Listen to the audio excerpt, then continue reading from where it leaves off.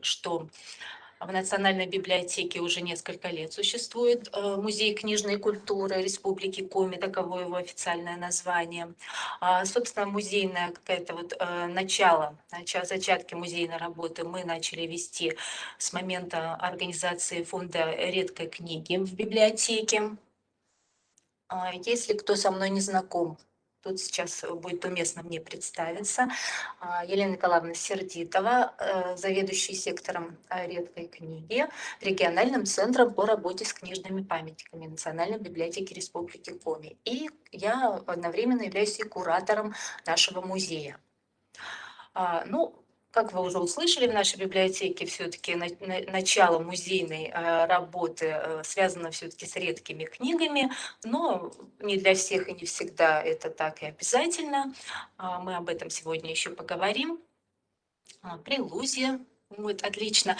Поэтому повторюсь, я сегодня буду делиться своим опытом. Я надеюсь, что вы поделитесь каким-то своим. Мы поговорим о том, что такое музей библиотеки. Для всех это понятие разное, у всех свои задачи и направления. Имеет ли вообще право на существование именно такая структура, как музей? Хотя это, конечно, уже риторический вопрос, поскольку такая работа ведется уже давно. И вообще, что может называться этим гордым именем музей и на каких основаниях? Я думаю, что мы уже можем подключиться к нашей презентации. Да. Отлично. Ну, меня любимые уже все увидели. Я думаю, мы можем...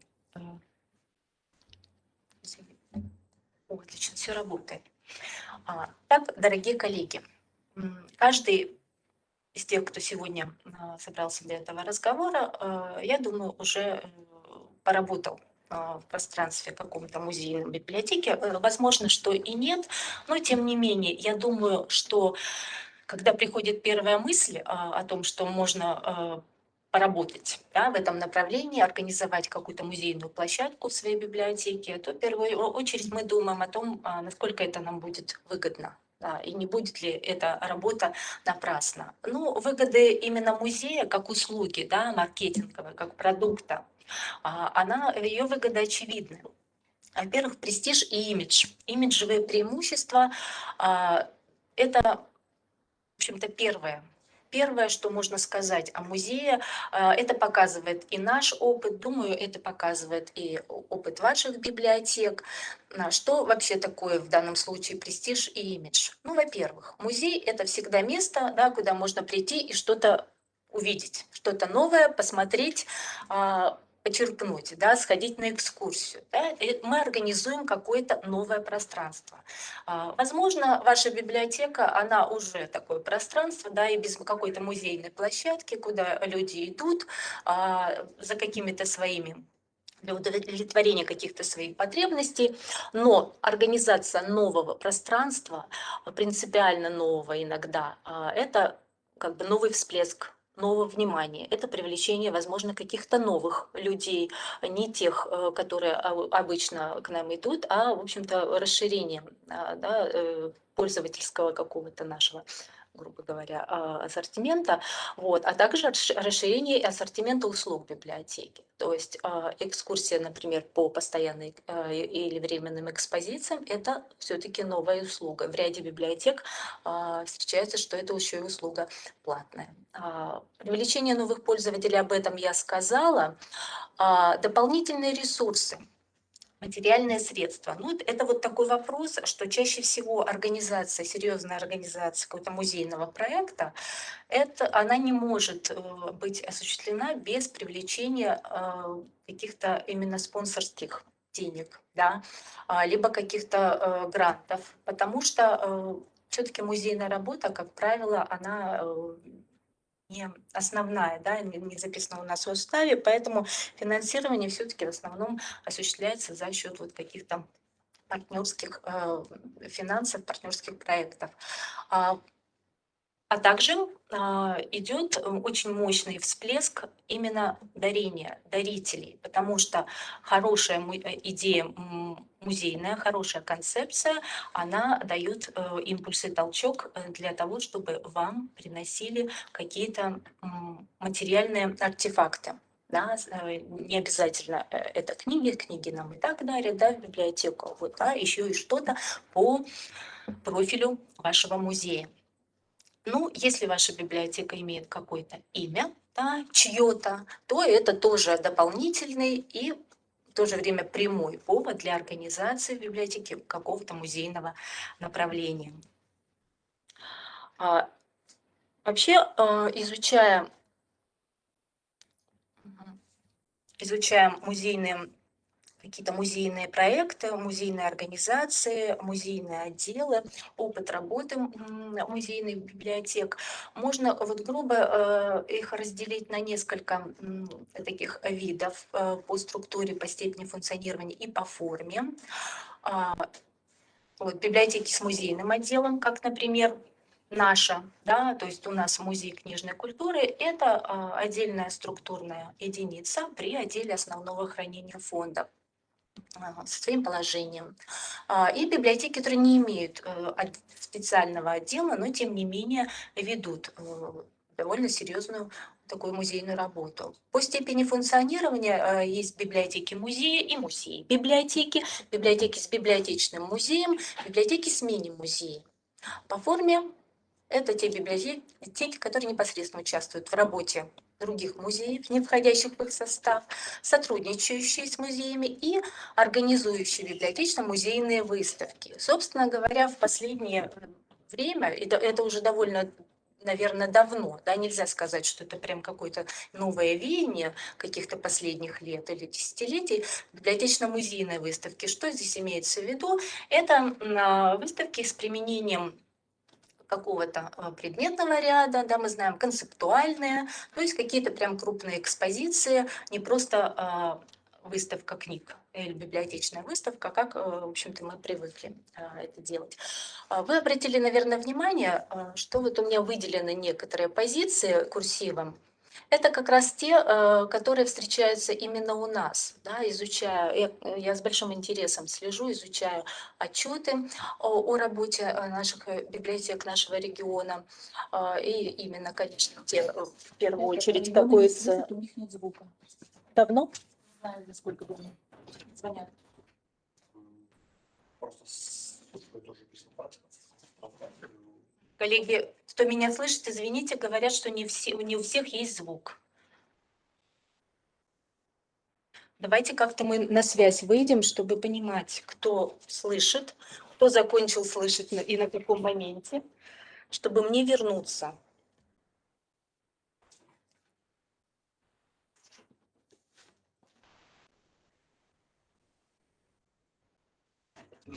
И так что-то все видно. Мгм. Наш погода. То же самое. Слышно. Не знаю. Так, Воркута вижу. Возможно, у них конкретно проблема у кого-то. Ну, у кого? Просто люди подключились, я думаю, что мы должны всех обнять. Сейчас хорошо. Мгм. Думаю, можете продолжать. Мгм. Пишут, что все нормально.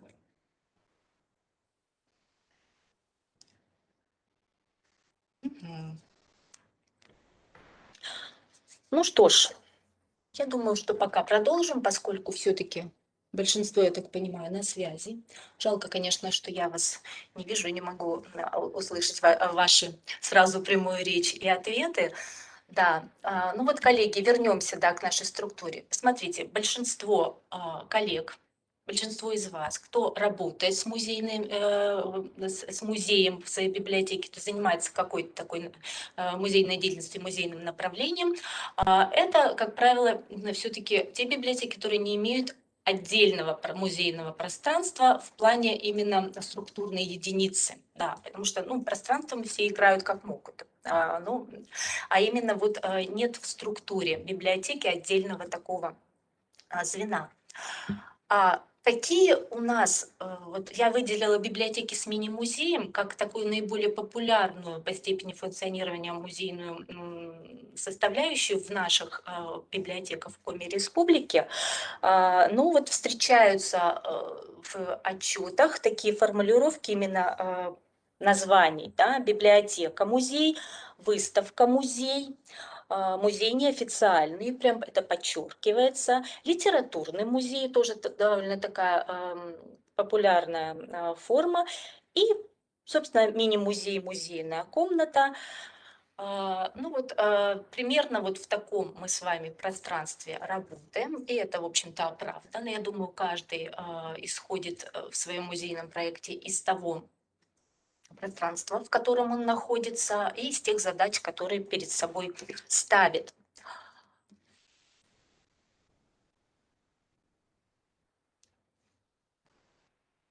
Иван, у меня теперь презентация не хочет двигаться дальше. Все захотела. Отлично. Мгм. Вот.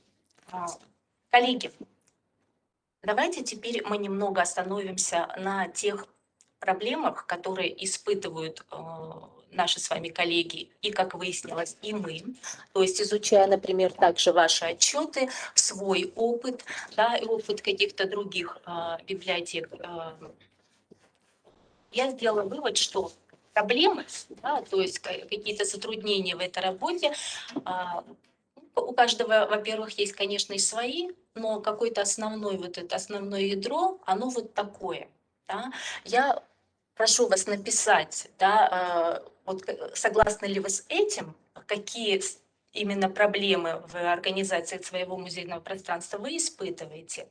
Может быть, здесь чего-то не названо. Ну вот что я хочу о чем поговорить сегодня. Во-первых, отсутствует то, что, с чего, собственно говоря, должен и начинаться серьезный музейный проект, а это единая концепция создания, да, вот этой музейной какой-то составляющей. О ней мы поговорим с вами немного позже.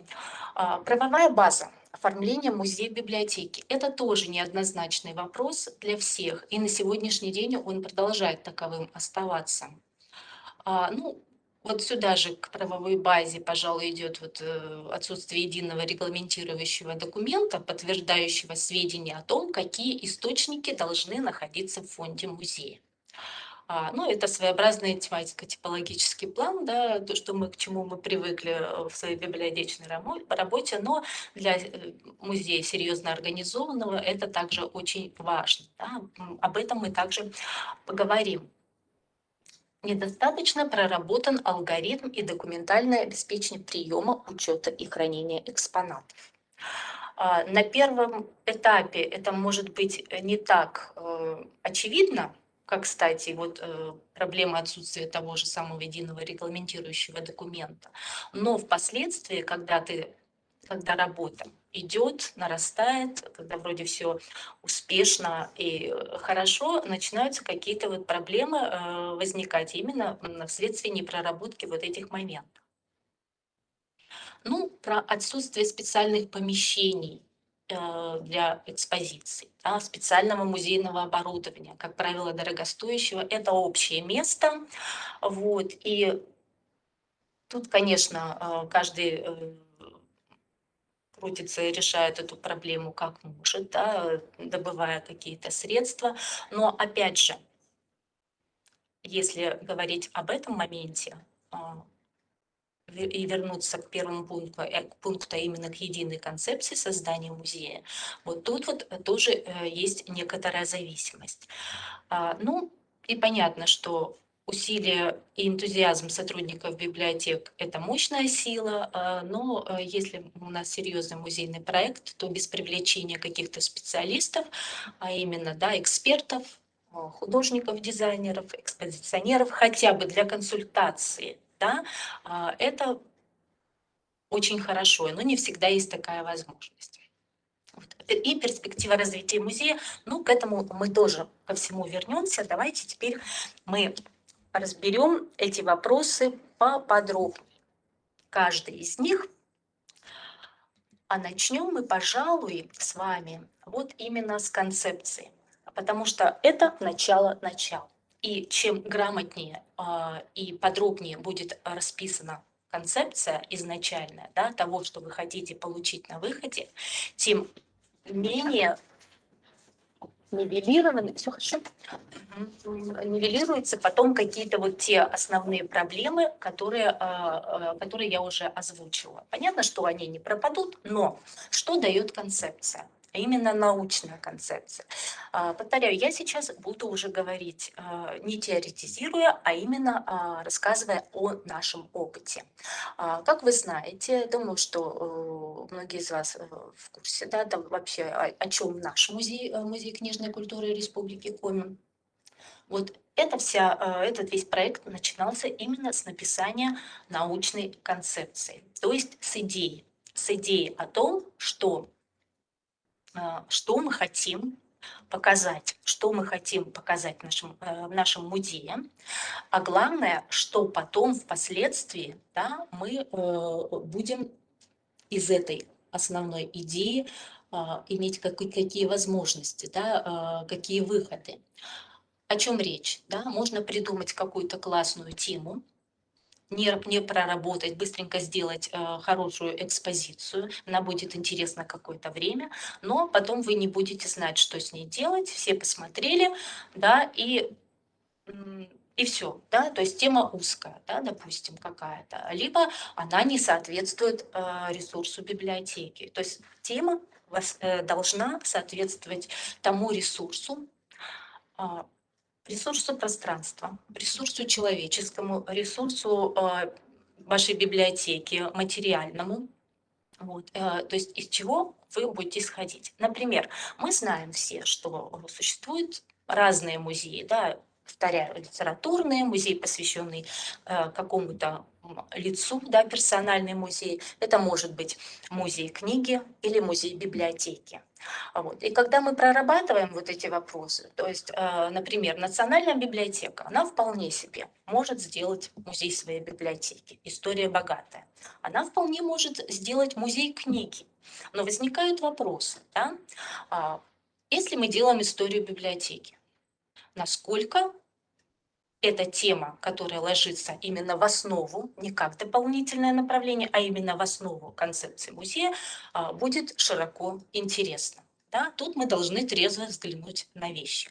Соответственно, мы должны были придумать тему, которая может быть, так сказать, покрыть интересы наиболее широкого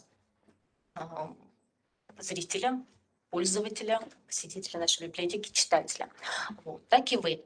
Ну, в библиотеках в районах, на селе, да, там другое пространство. Там пространство меньше, и этим хорошо, потому что в основном, вот я так смотрю, наши музейные проекты наших библиотек – это проекты краеведческие, да, проекты, посвященные именно тому месту, где находится библиотека. И, конечно, для вас это неисчерпаемый источник, неисчерпаемый источник вдохновения, получения каких-то новых материалов от тех же жителей, да, то есть каждый работает на своем участке и понимает, что тема, которую мы берем, она должна на нас работать не один год.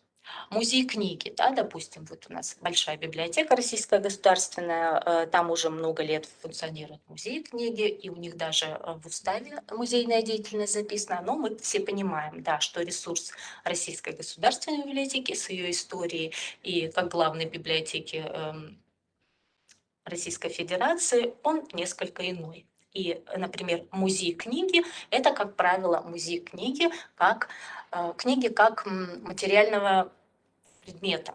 Да? То есть какая книга, ее формы, ее история движения во времени и пространства. И мы тут понимаем, да, что для того, чтобы красиво и грамотно показать именно книгу в музее книги, мы должны эти самые формы книги иметь. Да? И опять же смотрим на свой фонд, чем мы богаты. И поэтому получается, что именно форма музея книги, она больше для, грубо говоря, для богатых библиотек, да, с богатой историей, и именно с богатым фондом каких-то именно раритетов. повторю, да, мы все-таки, конечно, тоже связывали музейный свой проект с фондом редкой книги, но и часто вот происходит вот такое, что именно музей почему-то в библиотеке связывают с редкими книгами, с какими-то старыми причем книгами, но это не всегда справедливо. Я думаю, что вы понимаете, что не у каждого есть такой ресурс, но это не значит, что библиотека не может сделать какой-то музейный проект. Потому что, повторяю, да, в большинстве своем у нас все-таки музеи основанные на истории края, на краеведении местном. Что такое еще грамотная концепция, да, что она может за собой вести? То есть если она основана на научном базисе, то есть если мы глубоко изучили и проработали тему, грамотно подошли к направлению, и весь наш имеющийся уже ресурс отвечает этой задаче, да, то далее мы уже на основе этой концепции проработаем и грамотный дизайнерский проект, сэкономим при этом значительные средства, потому что будем точно знать, какая нам нужна ресурсная база именно художественная, именно экспозиционная, да, какие нам нужны под наш проект витрины. Не будем набирать, да, что-то бездумно, вот, будем четко понимать, где у нас что стоит. Да, мы какой-то потратим какое-то усилие на создание именно грамотной дизайнерской концепции, но вот тут вот лучше, конечно, привлечь профессионала, потому что потом будет намного проще и, повторяю, намного экономнее, когда мы уже будем визуально понимать, какое у нас пространство и что, где, в каком углу, да, будет находиться. Хорошо, если это будет выделена отдельная площадка для помещения музея, но мы знаем, что, опять же, здесь мы работаем каждый с тем ресурсом, в том числе и площадей, которые у нас есть. Но, как правило, все-таки работая с музейным проектом, мы уже представляем, да, что будем выделять какой-то хотя бы уголок. То есть вот музейные мемориальные уголки – это тоже одна из форм той работы, которую мы с вами ведем. Вот. И далее, когда идея воплощена и развита, дальше мы уже смотрим, какие мы можем проекты музейные на основе нашей концепции воплощать.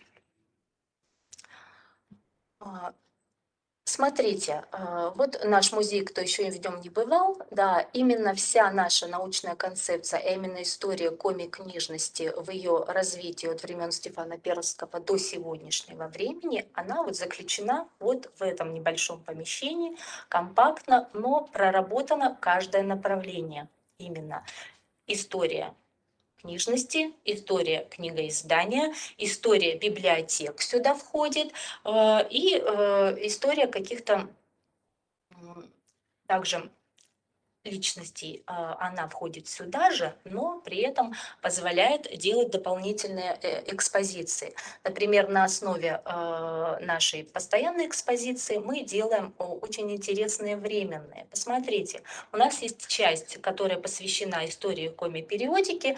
В исполнении постоянной экспозиции это практически один стенд. Да, вот история периодики коми-края – это вот древо периодики.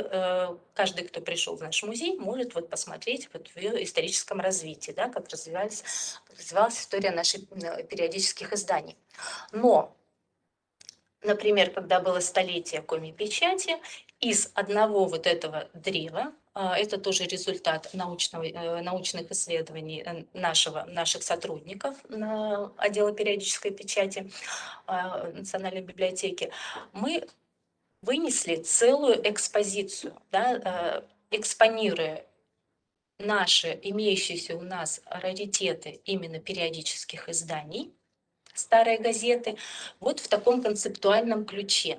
То есть вот это вот дерево, да, история периодики края, генеалогическое древо коми-периодики, оно в данном случае играло роль такой основной отправной точки, ядра экспозиции и, можно сказать, концептуальную роль также играл. То есть в данной экспозиции это была основная концепция, да, вот это исследование, которое является частью нашей постоянной экспозиции нашего музея, в данном случае для временной экспозиции оно являлось ядром. Да, и так вот каждая часть, да, каждая часть, чем глубже она проработана, я имею в виду каждая часть постоянной экспозиции музея, тем проще из нее потом вырабатывать какие-то новые временные проекты на основе постоянной. И чем еще вот хорошо, да, когда есть вот реально постоянная экспозиция, которая у вас существует в таком стационаре, да, вы можете на ее основе потом играть уже самыми любыми темами, предметами, ресурсами, подключая самых разных партнеров. Вот здесь вот мне как пример, например, мы работаем с коллекционерами. Я думаю, каждый из вас работает с какими-то такими энтузиастами, друзьями библиотеки, которые нам и подарят чего-нибудь, и поддержат наши выставки и наши проекты своими тоже ресурсами своих коллекций. Вот у нас клуб «Коллекционер-книжник», старые друзья сыктывкарские коллекционеры. И вот один из них, он у нас занимается темой спорта, Александр Константинович Толиков. И мы предложили ему показать его коллекцию, причем это не издание, не книги, а именно коллекция спортивной атрибутики в основном на базе Музея книжной культуры.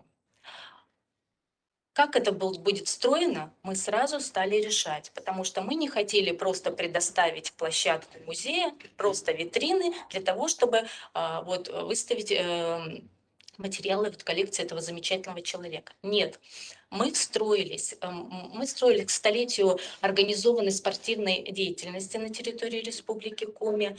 Экспозиция начиналась с истории, сначала истории спорта, организованного спорта в Коми крае на страницах Коми-периодики. То есть первые Коми-газеты были выставлены, и именно с этого начался рассказ с нашего музея, с нашей экспозиции, с той же периодики, да, с фонда редких книг о спорте. И вот так вот постепенно рассказ о истории спорта в Коми перешел на спорт в Коми сегодня и на коллекцию, собственно говоря, Александра Константиновича, который нам показал в том числе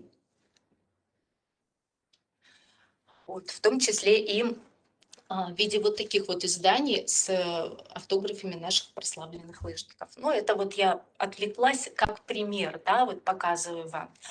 Ну, мемориальные уголки это такая хорошая штука, вот различного рода реконструкции, да, погружение в историю. А вот я изучаю тоже опыт работы наших библиотек, вижу, что это вот, как правило, используется в первую очередь в наших библиотек, да, какие-то вот реконструкции исторические. У нас это занимает только один угол, да, мы показываем примерно, как выглядело рабочее место читателя библиотеки в 50-х годах, то есть когда было построено наше здание. Как правило, такие уголки, такие реконструкции привлекают очень много внимания наших посетителей, фотографируются. Я думаю, у вас то же самое. И вот это такой вот дополнительный и в то же время не потребовавший большого материального включения ресурс. Да? То есть, как правило, это мебель, которая уже есть. Вот. Это книжный фонд, который уже есть. Например, вот собрание сочинений Ленина, Маркса и Энгельса, который вот у нас стояло на первом этаже книгохранения, гордо выступил в качестве актеров вот в этой сценке, да, изображающей рабочее место читателя. Ну и наша традиционная пушкинская история. Каждый февраль мы вспоминаем Пушкина, и каждый февраль это новая тема. Это всегда такая коллаборация, опять же, с нашими коллекционерами, в первую очередь с Иваном Ивановичем Свистельником. И каждый раз, какая бы тема ни была, мы привязываем эту тему не только к имени Пушкина, но и к экспозиции нашего музея. То есть, по идее, хотя у нас прямая тема Пушкин в Республике Коми, Пушкин на карте Республики Коми была однажды в прошлом году. Но на самом деле каждый год скрыто мы привязываем именно пушкинскую тему, не просто Пушкина, а, например, ту тему, которую мы выбрали, там Пушкин и филателия или Пушкин и медальерное искусство, именно к концепции нашего музея. И всегда это, в общем-то, очень хорошо связано. Да, и я думаю, что все-таки в первую очередь грамотно организованная концепция и основная экспозиция дает нам эту возможность. Посмотрите, да, мы... Ванечка, ты можешь управлять звуком по моей презентации? Вернемся, давай на первый слайд. Мгм. Да, на второй. Да, извини. Дальше. Мгм. Еще. То есть мы немного поговорили, да, что-то довольно много поговорили о концепции. Я очень надеюсь, что вы поняли, почему я уделила этому столько внимания, потому что это все-таки базис. Теперь же не менее животрепещущая и до сих пор, в общем-то, недостаточно проработанная тема, а именно правовая база оформления музея в библиотеке. Можешь перейти по ссылке? Да, на правовая база. Понагружаю тебе немножечко. Правовая база, да. Вот. Посмотрите, на этом, коллеги, на этом слайде буквально несколько документов нормативно-правовых актов, которыми мы с вами можем оперировать, при этом скажу, в разных, да, каких-то разных случаях при нашей с вами музейно-библиотечной работе. До сих пор именно вот прямо каких-то четких правовых норм организации музея в библиотеке не выработано. Поэтому мы, поэтому этим и вызваны вот те самые какие-то проблемы, не проблемы, слабые места, ну, или, может быть, они какие-то такие неоднозначные, которые, как правило, нас сопровождают. То есть, когда мы например, организовывали свой музей в библиотеке, вот прозвучала такая вот мысль, что можем ли называть мы музеем, да, нашу структуру. И я так поняла, что мы не одиноки были в этом вопросе, в том, что потом после презентации нашего музея многие коллеги из других даже регионов задавали такой вопрос. То есть вот какие основания у вас для организации музея, можем ли мы называться тоже музеем, что вы делаете для того, чтобы называться музеем. Ну, на самом деле, есть такое мнение, что поскольку все-таки музейная деятельность в основном библиотека это не входит в основную, да, в уставную, то, может быть, и не надо называться именно музеем, и поэтому вот эти все музейные комнатки, мемориальные экспозиции, да, вот эти вот все уходы от слова музей, как правило, существуют, да, это общее место. Но мы тоже советовались и с юридической службой, в принципе, то, что музей при библиотеке, как у нас официально, да, именно формулируется, это, в общем-то, не криминал, как мы выяснили. Но я вот так вот посмотрела, да, что есть очень много вообще такого опыта, когда называются музеем, но при этом даже нет ни положения о структуре, нет, вот просто взяли и назвали, да, и никто особо не заморачивается вот этими моментами, потому что на самом деле они не прописаны. Да, и библиотека, если посмотреть по всем нашим документам, она, в общем-то, имеет право, по большому счету, этой деятельностью и заниматься. И сколько существует библиотека, собственно говоря, она существует всегда параллельно с какой-то музейной работой. Поэтому если вы хотите, например, дать своей вот этой единице название музея, это может быть, можно поиграть с названием, да, это может быть, например, именно нарицательное, а не просто название структуры, да, вот. Но какие-то именно, если мы хотим серьезно, да, работать именно по этой музейной части, по этому направлению, то все-таки какие-то вещи из вот этих документов о музейном фонде, о единые правила организации формирования, учета, сохранения, использования музейных предметов мы можем для себя брать. Да, если прям серьезно прописывать, допустим, да, в устав как, например, в той же РГБ, то это несет за собой определенные такие последствия в виде обязанности участия в госкаталоге. Но это, вот повторяю, это все-таки для библиотечных музеев несколько другой, да, больше крупной формации. Я думаю, что мы с вами можем, вот, пользуясь вот этими вот документами, вполне себе создать некую структурную единицу на базе нашей библиотеки, которая, повторяю, будет отвечать нашим запросам и интересам, тому, зачем мы этот музей в своей библиотеке создали. А у каждого это вот своя потребность. Дальше. Есть такой момент, также проблемный, да, как организация приема экспонатов, учета их и хранения, потому что именно на фонде экспонатов, собственно говоря, и базируется вся экспозиция. И вот когда мы прописываем с вами концепцию, организуем ее, мы должны четко понимать, что мы будем демонстрировать в нашем музее, какая идея и какими средствами, то есть какими экспонатами. На первых этапах всегда есть соблазн набрать как можно больше. Да? Сейчас я полистаю. Вот.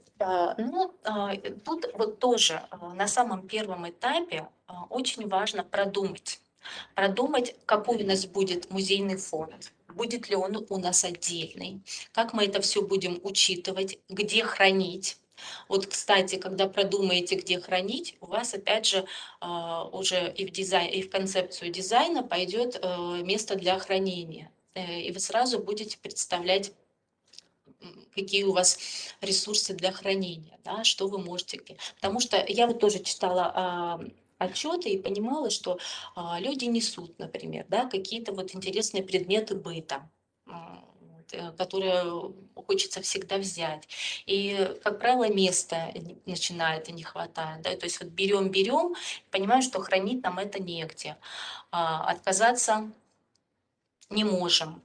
Вот. И тут, конечно, все-таки нужен тот самый документ, типа плана, да, тех предметов, тех экспонатов, которые нам точно нужны, и от которых все-таки, хоть и скрипя сердце, но нужно будет отказываться, да, потому что соблазн, повторяю, велик. У нас тоже есть определенный набор экспонатов, которые мы, ну, в основной экспозиции никак не используем, но мы их используем вообще в организации экспозиционной работы библиотеки, так или иначе. Но, повторяю, это все-таки такая нагрузка неоднозначная. Когда места мало, так еще и бывает, что непосильное. Ну, давайте немножечко мы сейчас по структуре все-таки пройдемся, да, что если мы организуем фонд музея, нашего библиотечного, он, как правило, состоит из нескольких частей, ну, в нашем случае, вот, например, две. Это самая такая простая структура. Это фонд основной, где у нас какие-то подлинные материалы, длительного хранения. Вот. По классификации мы их можем разделить как вещественные, письменные, изобразительные, фоны и киноисточники. Вот. Ну, это как правило, как правило. Научно-вспомогательный фонд, который не подлежит обязательному длительному хранению, ну, это то, что внесет вспомогательную какую-то работу. Например, муляжи, копии, какие-то реконструкции, вот, которые мы разово делаем, да, схемы, карты, этикетаж, который мы готовим практически каждой серьезной выставке. И говорить о временных экспозициях. Ну, в нашей работе, я не знаю, как у вас, а у нас часто такое случается, что материалы из научно-вспомогательного фонда переходят в некую такую экспериментальную часть, а потом и в основной, в постоянный фонд, потому что наши художники прекрасные, отличные, изготавливают такие интересные работы для экспозиции, да, какие-то копии художественно оформленные, что мы, в общем-то, без зазрения потом совести их складываем в папки и переносим в основной фонд длительного хранения, потому что понимаем, что использовать мы их будем еще и еще не один раз. Вот. А что касается фотоматериалов, да, здесь я бы сразу случае подчеркнуть, что у нас такой принцип. Мы практически не используем фотографии подлинные в экспозиционной работе. Они у нас все хранятся.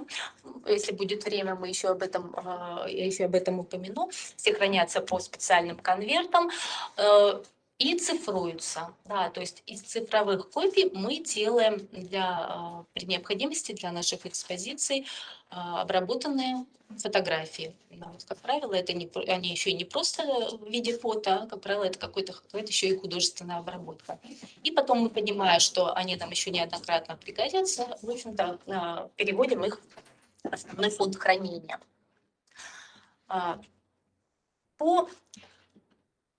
Пара слов по алгоритму приема экспонатов. Как правило, источники поступления у нас с вами – это дары, либо тот фонд, который уже существовал в библиотеке какое-то время, да, и мы вот его решили, например, перевести на музейное хранение. Ну, что касается издательской какой-то продукции, тех же книг, брошюр, что-то подобное, ну, здесь мы не заморачиваемся, не мудрствуем. Мы, в общем-то, их оформляем, если есть такая необходимость, да, именно в каких-то таких изданиях для музея, оформляем как библиотечное имущество, библиотечный фонд. Да, то есть не делаем какого-то отдельного фонда музейного, делаем просто определенную картотеку, пометки, да, базу, что вот есть вот такие издания, которые мы можем использовать. Но что касается каких-то предметов, которые нам приносят в дар, можно сделать один документ учета, как это делаем мы. У нас инвентарная книга учета материалов, в которой мы заносим все сведения о дате поступления, о дарителе, вот, об особенностях предмета. Вот она примерно так выглядит, она у нас в бумажном виде. Ну, рекомендуют музейщики иметь такую книгу именно в письменном, в печатном, в живом виде, физическом, да, не только в электронном. Но это самый простой, да, вариант. Простой вариант, когда фонд музея небольшой.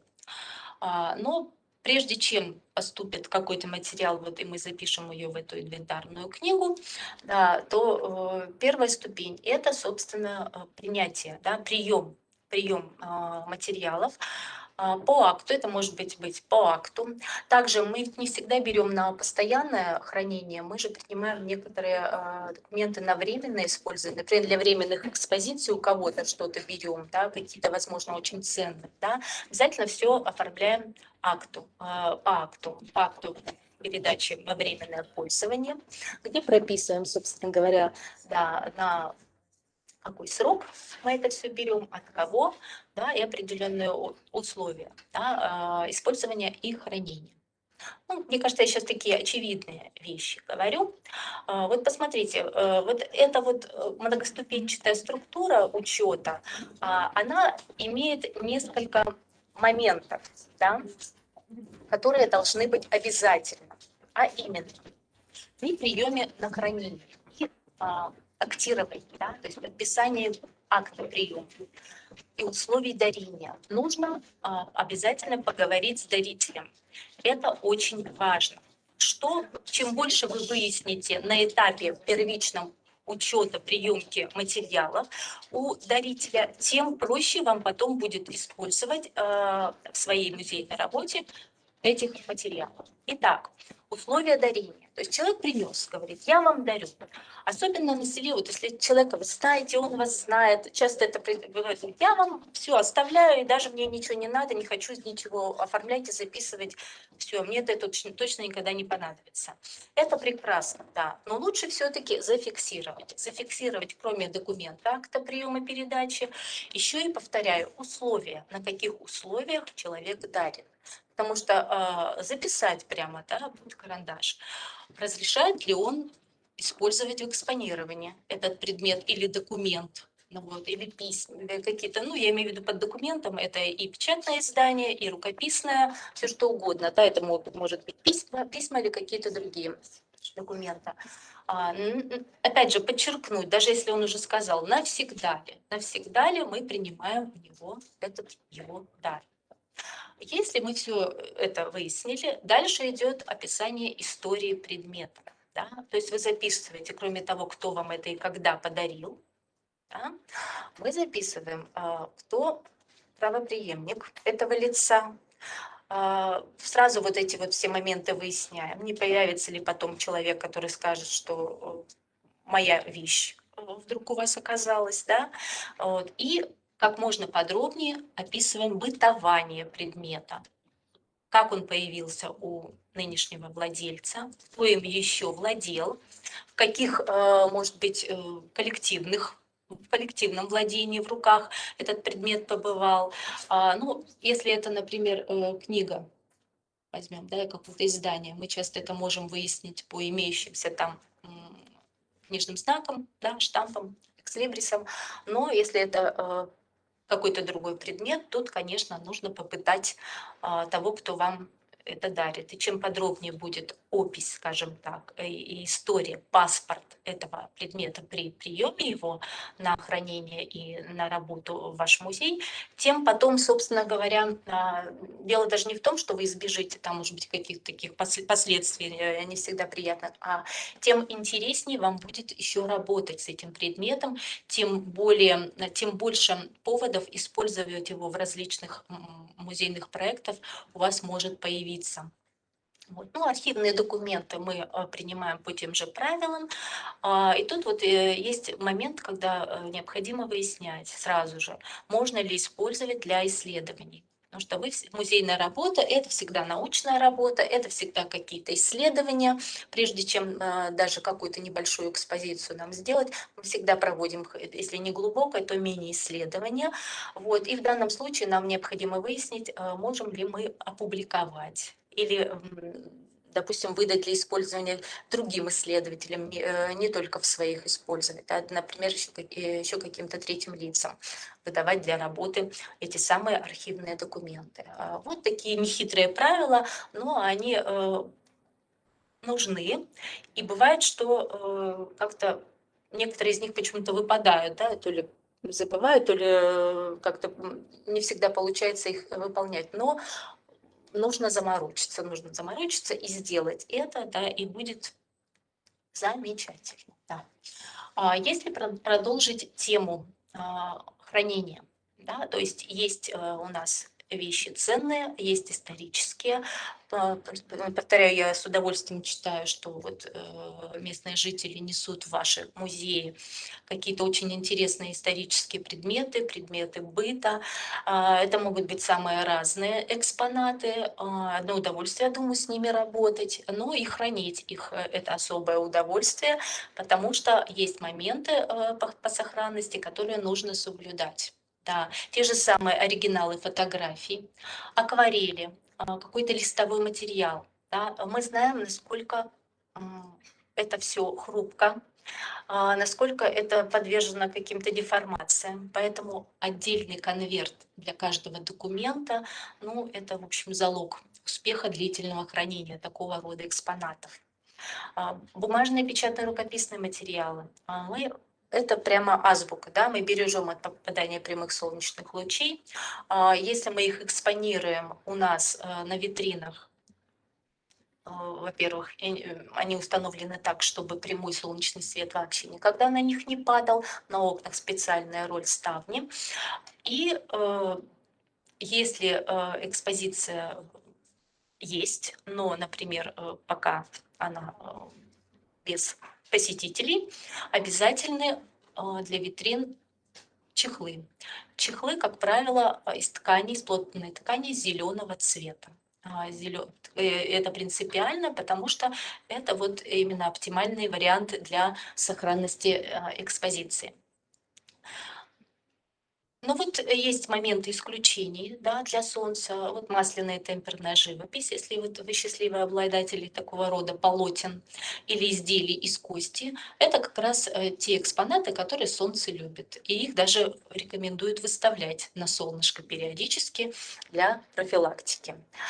Ну, про температурно-влажностный режим нам всем это известно, да, то есть это что и для библиотек, по библиотечным стандартам, то и для музейных, 55 влажность плюс-минус 5. Ну, температура 18 плюс-минус 5, конечно, для человека прохладновато, для книг и прочих наших вот радостей, в том числе и музейных, это хорошо. Но, как правило, у нас всех тоже общая проблема, общее место – это сухость в помещении. Но и сильная влажность, мы знаем, что тоже ничего хорошего с собой не несет. Ну, для этого есть специальные приборы, есть специальная аппаратура, которая снимает эти показатели, есть увлажнители, у кого-то это ведро с водой, это тоже имеет место быть. Про архивные документы могу сказать следующее, что в идеале, если мы делаем цифровую копию, а мы ее делаем, желательно, чтобы это было единожды, сразу, один раз по правилам и все сохраняем. И дальше, если мы делаем какие-то дальнейшие манипуляции, то работаем именно с вот этой цифровой копией. А архивный документ у нас, в общем-то, хранится в специальном конверте. Немного, пару слов о том, что в наши библиотечные музеи брать на хранение, даже на временное, не надо. Оружие и боеприпасы, я думаю, тут лишние слова, излишние, понятно почему. Да. Если вдруг принесли, говорим спасибо за доверие, это очень приятно, это реально так, но направляем непосредственно в военкомат. Вот. Есть музеи государственные, которые подобного рода вещи принимают, музеи определенной направленности. У них для этого разработана и специальная документация, и специальный алгоритм приема и хранений. То же самое касается изделий из драгоценных металлов и камней. Ой, принесут и полюбуешься, наверное, это так здорово, да, но тоже отказываем в приеме, потому что мы все равно работать и не сможем обеспечить с вами необходимую работу и сохранность, даже по закону. Ну, государственные награды. Да, государственные награды – это также не тот предмет, который мы можем брать на постоянное хранение в наш музей. Изделия из шерсти ткани – это то, что мы можем, но мы всегда смотрим очень внимательно. Во-первых, шерсть и ткань, да, насколько эти изделия отвечают нашей задумке музейной, нужны ли они нам, повторю. Если же мы понимаем, что это хорошо и это надо, мы очень четко просматриваем каждый сантиметр изделия на предмет каких-то червоточин, грибов, следов деятельности насекомых, моли и всего прочего. Если мы что-то такое видим, даже если сами насекомые там не присутствуют, то это тоже не тот предмет, который мы с вами возьмем в нашем музейное хранилище, потому что произойдет заражение. Это нам тоже всем известно. То есть очевидно. У нас с вами осталось совсем немного, коллеги, времени. Да.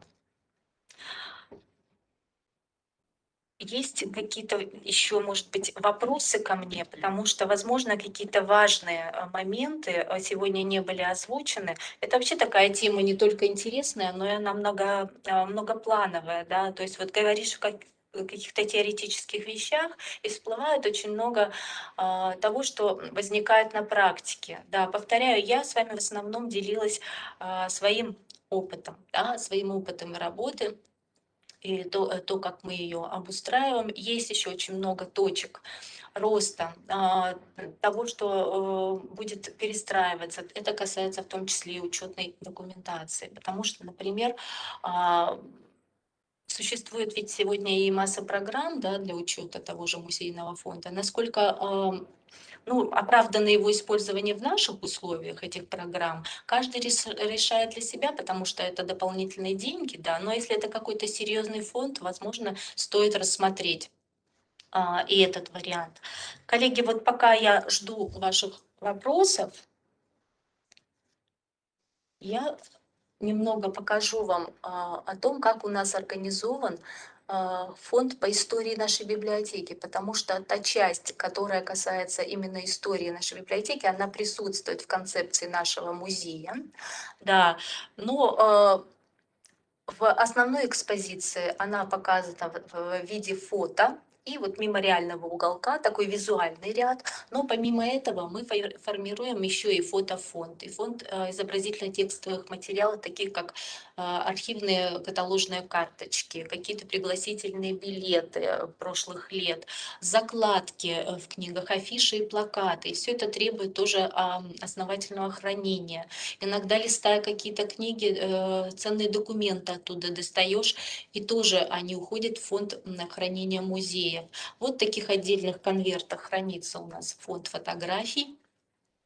Мы делаем цифровой архив фото с краткой аннотацией. Вот примерно вот в таком виде. Также в этом фотоархиве у нас и цифровые копии тех документов, которых по какой-то причине нет, не может находиться в нашем фонде в виде живых документов. Например, что-то мы брали из архивов, из других от других фондодержателей для временного экспонирования. Вот, и сделали некий такой архив цифровых копий особо важных документов, касающихся истории нашей библиотеки. Вот, и теперь они доступны нам для работы.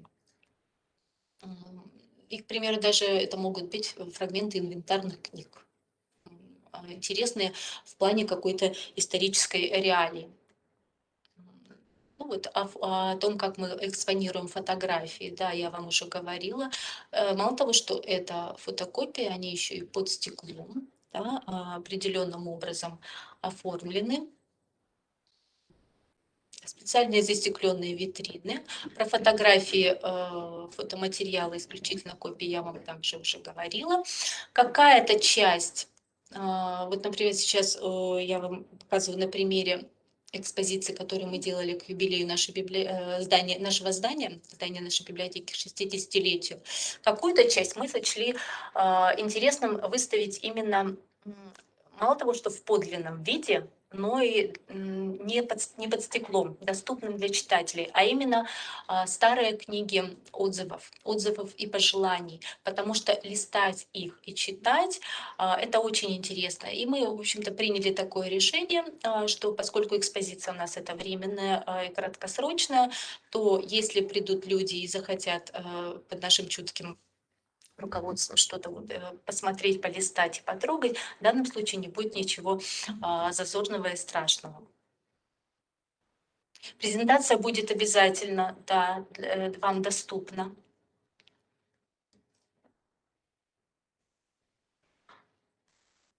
Мы используем в экспонировании прозрачные папки для инкапсулирования. Вот, если у вас таковые имеются, они очень хороши для экспонирования различного листового материала, вот таких каких-то маленьких плакатов, да, изображений. А, и вот в открытых витринах это прям очень хороший выход для экспозиции. Про зеленые чехлы я вам говорила, вот у нас они выглядят так, да, и в тот момент, когда нет экскурсии, витрины наши всегда прикрыты. На окнах, помимо декоративных штор, обязательно роль ставни, которая закрывает. У них вот прям назначение такое, именно от прямых солнечных лучей закрывать. Есть еще пара вот слов по экспозиции. Я сегодня, как вы поняли, не давала каких-то рецептов конкретных, потому что их, наверное, и нет. А есть какие-то общие принципы, из которых мы все свою работу строим. Но есть и рецепты. Вот, например, по грамотной организации экспозиции. Не ниже 70 сантиметров от уровня пола самый нижний экспонат располагается. Это просто удобно для тех, кто пришел к вам на экскурсию, да, для просмотра. Подиумы и подставки – это то, что делает экспозицию не только красивее, но и грамотнее в плане вот восприятия информации. На витрине полочки иногда бывает соблазн, особенно когда мало места, побольше понаставить, особенно если есть что. Да? Вот тут, конечно, есть правило: 7 плюс-минус 2 предмета – это считается оптимальное расположение предметов на полке или витрине. Но, опять же, экспозиционер, который грамотный и знает концепцию своей задумки, иногда может принять решение, что нужно больше или достаточно там 2, да, для того, чтобы донести мысль. Очень многое, сразу скажу, вообще, я думаю, что это тоже не оригинальная мысль, очень многое зависит от четкого понимания цели нашей экспозиции. Что мы, какую мысль мы хотим донести до того, кто придет посмотреть и послушать то, что мы расскажем. И, конечно, от вкуса. Но если человек занимается экспозиционной работой, думаю, даже нечего и сомневаться, что он у него есть.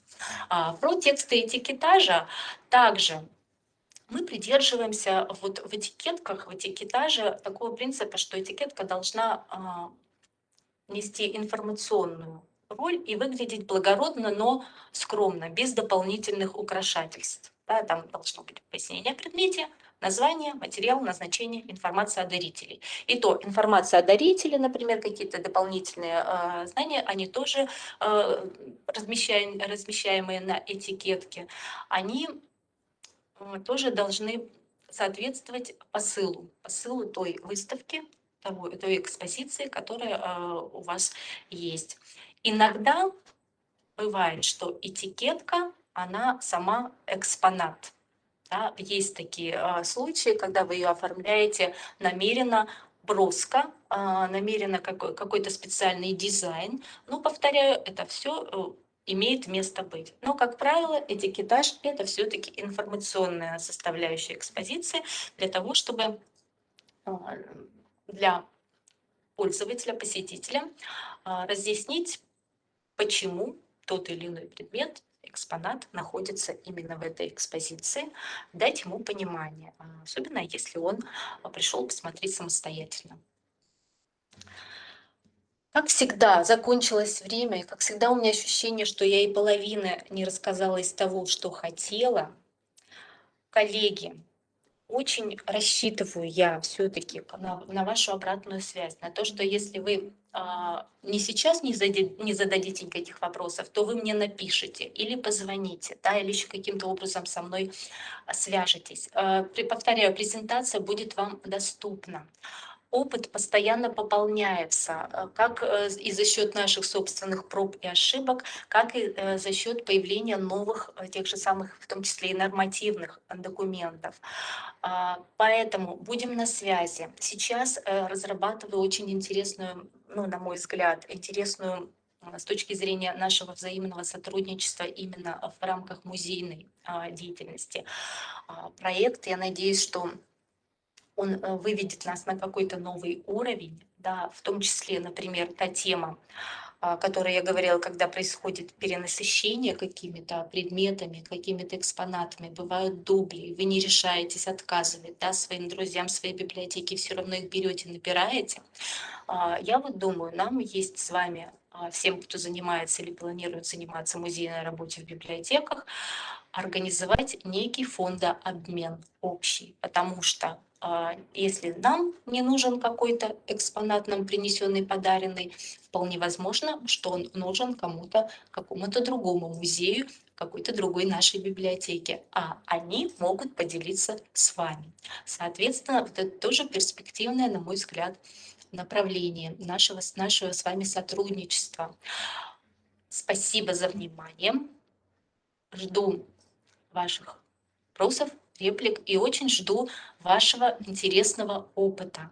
Это всегда прямо очень занимательно читать или слушать, когда люди рассказывают о том, что происходит именно вот на месте и именно в плане какого-то вот направления, которым мы все с вами занимаемся. В данном случае это музей библиотеки. Всего доброго, дорогие коллеги. Ссылку на презентацию могу либо сейчас скинуть в чат, либо по почте разошлем кому же. Можно и сейчас, как удобно, я могу и по почте разослать. В общем, можно сделать даже, наверное, дубль, кому как удобно воспринять. В чате сейчас находится ссылка на презентацию. Можете ее забрать сразу, если можно, и впоследствии мы разошлем. Этот же материал по почте. Мгм.